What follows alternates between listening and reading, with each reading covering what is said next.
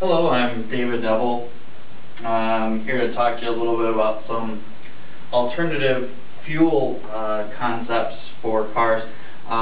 Most specifically, we're going to talk about hydrogen power.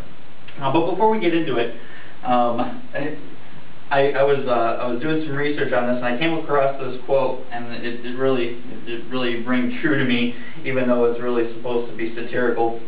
But it reads, "Oh beautiful, for smoggy skies, insecticided grain, for strip-mined mountains, majesties above the asphalt plain.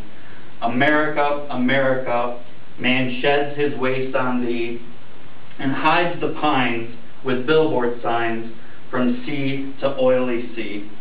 That's a quote by George Carlin, actually, and it's pretty funny to get that kind of realism out of a comedian.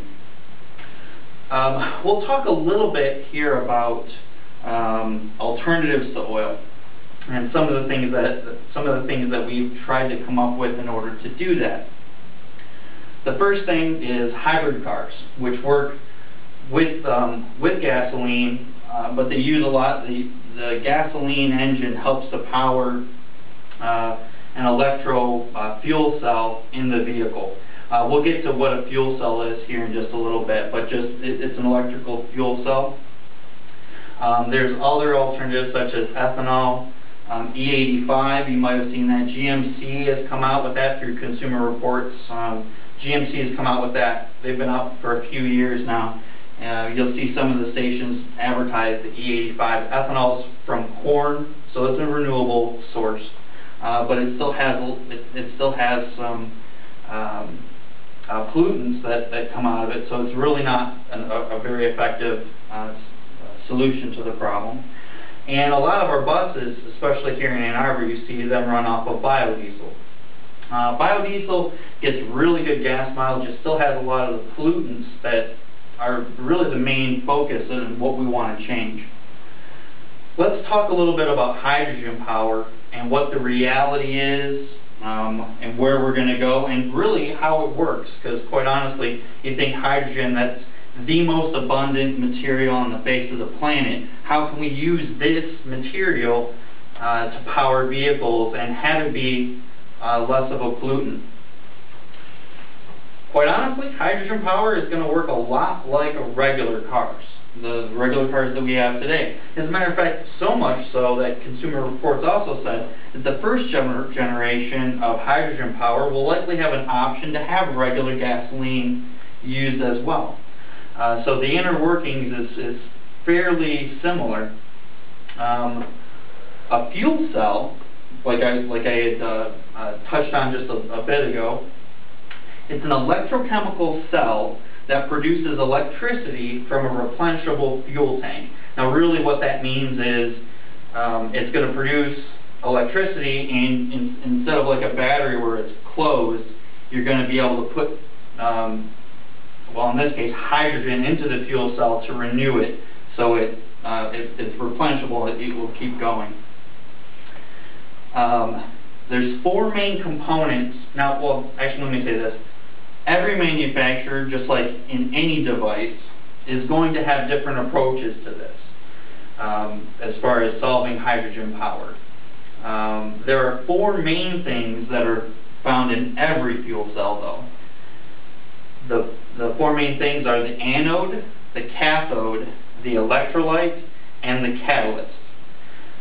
The anode is the negative side of the fuel cell. In any electrical system, you're going to have a negative and a positive. So the anode's the negative, the cathode is the positive, the electrolyte is a solid polymer that really helps the reaction, and the catalyst, which is the real main, which forces the reaction the most, is usually made out of a platinum.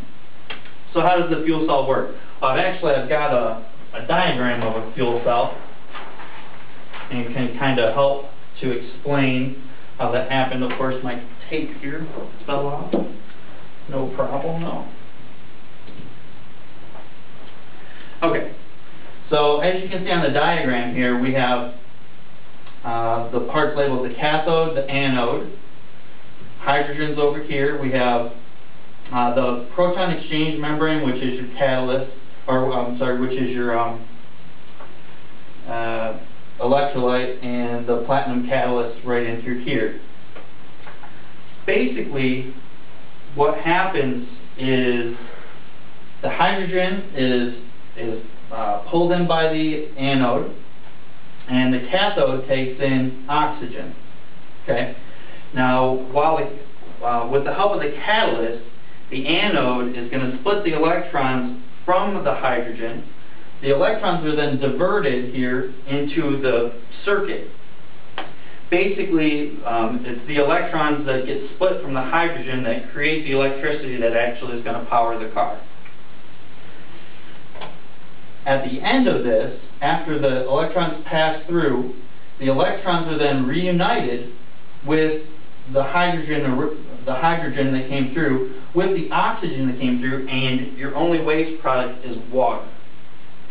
So we eliminate all the chlorofluorocarbons, we eliminate all the negative things, the hydrocarbons that we're emitting today, and we get water, and you get a little bit of heat too.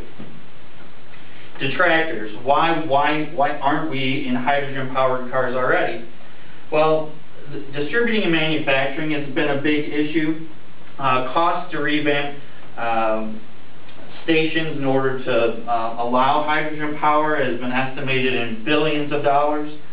But from Autoblog Green, I did a little research there. In California, Governor Arnold Schwarzenegger is making a big push towards hydrogen power, and a company called the California Fuel Cell Partnership is spending $180 million to get 46 stations, hydro stations available by 2014.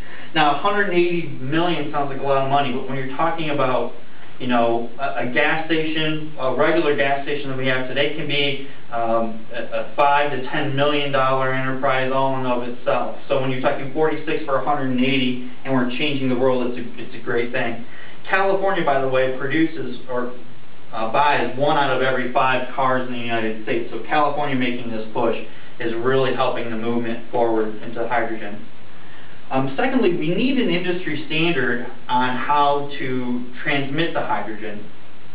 There's 2 main ways that they're looking at doing that. Through cryogenic hydrogen, which is super frozen, you know, to low temperatures, and compressed gas. Now, cryogenics, the negative there is, even after you buy it, there's upkeep in order to keep that hydrogen cold. So the consumer is going to have a little bit of extra cost. The amount of effort that it takes to compress the hydrogen is the detractor for the compressed gas version. Number 3 detractor is the overall cost of hydrogen right now. Right now, it's costing us about $1.70 to produce 100 square foot of hydrogen that's usable. It's really only going to power a 20-mile trip. I believe, though, that as all things, as we make changes, the cost will definitely come down. It's the startup where most of the cost is found. In conclusion, I think, as I was kind of just saying, whether it's a change from gasoline or whether it's a change from gasoline to hydrogen power, or if it's a change from cassette tapes to CDs or from CDs to MP3 players, there's always an initial cost. In this case, the impact of our wallet is way less of a concern than the impact it's going to have on our soaring emissions.